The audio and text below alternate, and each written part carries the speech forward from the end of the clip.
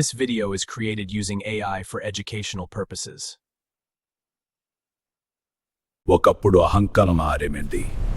ప్రజలు దేవుడిని కాదు, రాజుని భయపడేవారు. నేనే శక్తి, నేనే పరమేశ్వరుడు.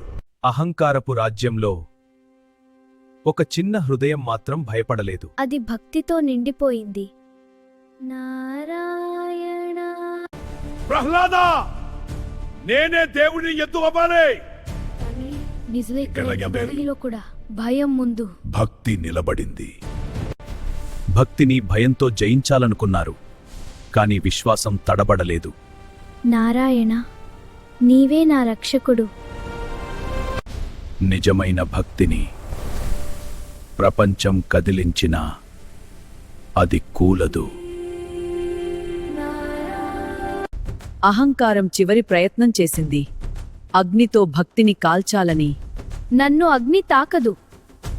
నిజమైన రక్షణ భగవంతుడిదేని. అహంకారం అగ్నిలో నిలబడలేకపోయింది. భక్తి మాత్రం జ్వాలల్లో కూడా వికసించింది. ఇది ఎలా సాధ్యం? అగ్ని తన తీర్పు చెప్పింది.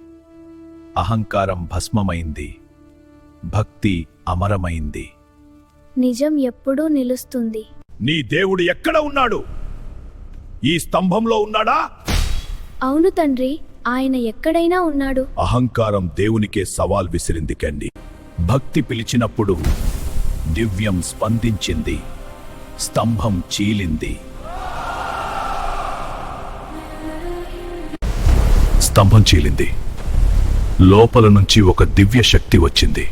అది సింహం లాంటి రూపం. ఇది ఏమిటి? ఇది ఎలా సాధ్యం? అహంకారం ఎక్కువైంది. అది ఇప్పుడు ముగిసింది. ధర్మం గెలిచింది. నా శక్తి ఎక్కువ నిలుస్తుంది. ధర్మం కోపంగా కనిపించినా దాని హృదయం కరుణతో నిండి ఉంటుంది. నీవు సత్యాన్ని రక్షించావు. ఆ రాత్రి జరిగిన సంఘటన ప్రజల హృదయాల్లో సంప్రదాయంగా మారింది.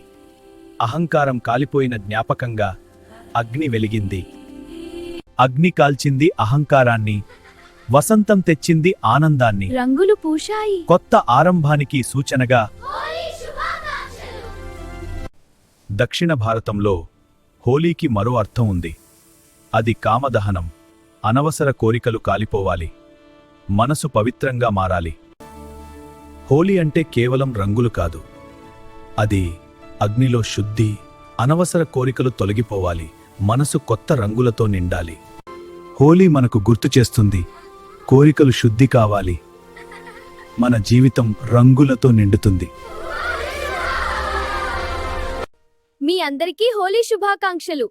మీరు కూడా కామెంట్లో హ్యాపీ హోలీ అని రాయండి.